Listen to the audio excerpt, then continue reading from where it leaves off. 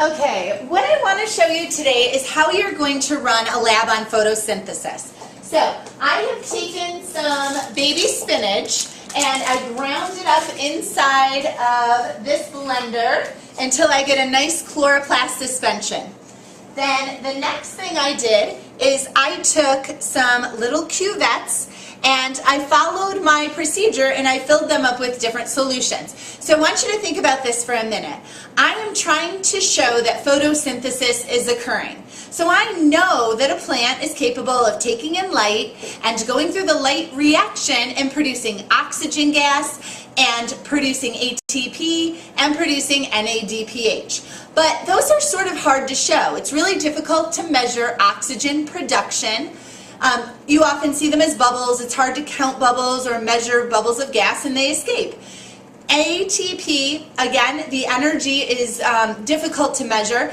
And what I have found, not myself personally, but what scientists have figured out is that there are other compounds that can be used that can be reduced in the process of photosynthesis. So instead of reducing NADP+, you can actually add a dye to your chloroplast. And the dye is called DPIP, and it is like this. DPIP is this great blue color. So here's DPIP. And when DPIP is reduced through the electron transport chain, it actually changes color. So I could keep this DPIP out here in the room and it would stay the same color blue. But if I add it to a chloroplast suspension, it actually changes from this blue color to clear as it is reduced. So I can actually look at the change in color to determine the rate of photosynthesis. When you are looking at changes in color, you're going to use a spectrometer. This one's a colorimeter, and this measures the absorbance of light. So I want you to think about light for a minute, and you can measure absorbance or transmittance. Those are two words to describe light. If we think about absorbance, I'm wearing navy blue. I'm absorbing a lot of light because this has a lot of color to it.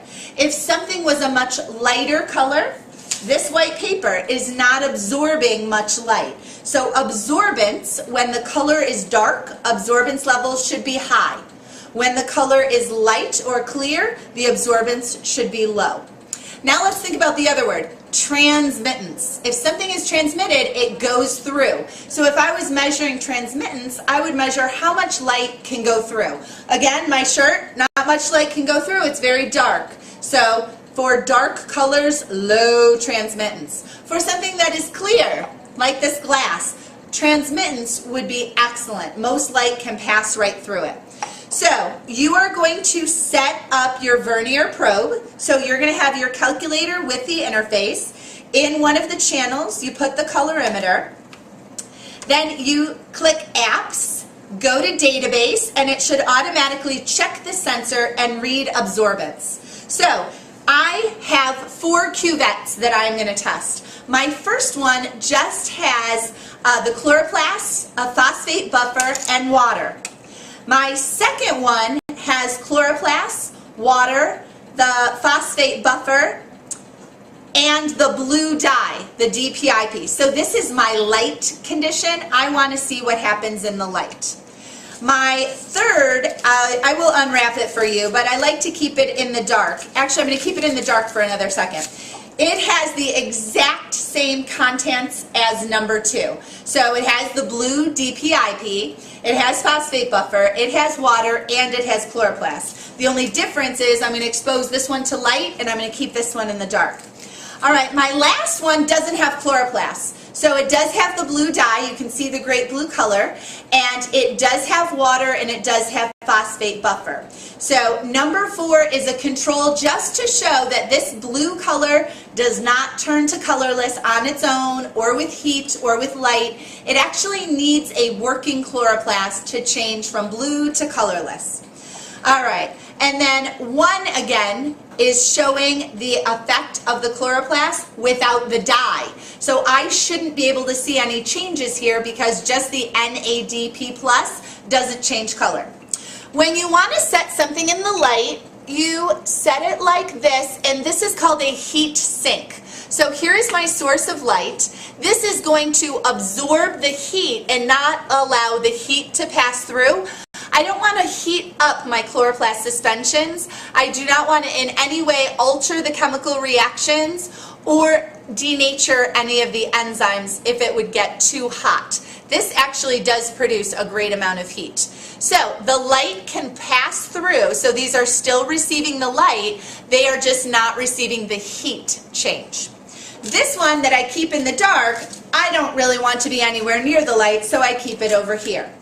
I want to make sure I get a reading every 5 minutes, with my first reading being at time 0. So I have already run this experiment, but I just want to show you how you actually do it. You want to take the cuvettes, you want to wipe them off because your fingers actually have oils on them which tend to collect on it. Open up the colorimeter, you'll see a nice opening right there. Place the cuvette inside and close. Now you will get a reading across your screen on your calculator that tells you how much it is absorbing. Right now this is reading 0.23. I'm going to do this for my one that has been in the light, and, well, this was also in the light. The difference between these two is this received the blue dye, DPIP, and this one did not. So, because I know it received the DPIP, I am expecting a higher absorbance. This is darker in color, it should be absorbing more light. So when I put it in, I let it wait for a second, see what it goes to. It's reading at 0.603, so this is definitely absorbing more light. When I do my dark, I want to be really careful to limit the amount of time it's in the light. The goal is to have no light, no photosynthesis occurring. So I actually want to open it up and quickly place it right in there and get my reading. You always have to wait a minute for it to adjust and the numbers to settle. This is reading at 0.645. Now again, every time I place something in here, I want to make sure that I invert it and mix up the mixture. Things tend to settle, and when you mix it up, you are hopefully receiving your best results. So again, here is number 4, the 4th one that I'm measuring. Let it go for a little bit, see what this one measures out at. 0.673 is the measurement I'm getting for this one. All right, what I have done is I've actually written out the data. This is what I did. I actually ran this during lunch. Here were my 4 cuvettes. To remind you, 1 is the one that has no DPIP. 2 is the one in the light. 3 is the one in the dark. And 4 has no chloroplasts. So here are my cuvettes, 1, 2, 3, and 4.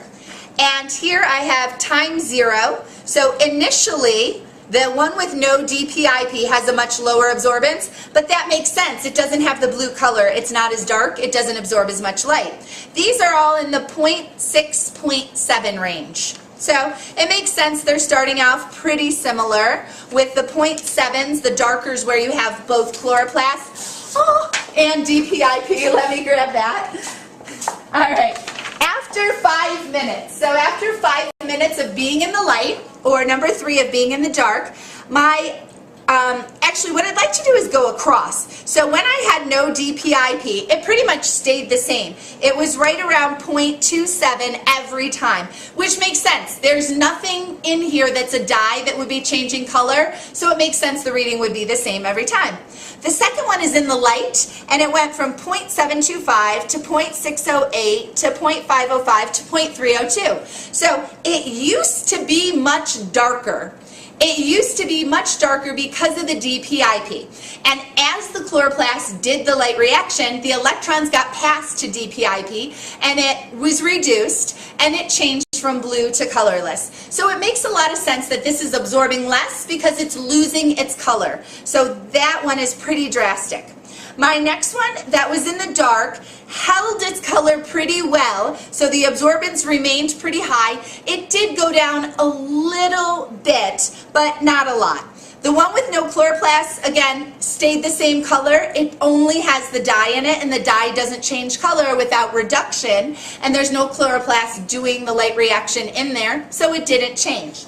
Then I made a graph, and I didn't even put numbers on this graph. I just wanted to show you the idea. Over here I put change in absorption.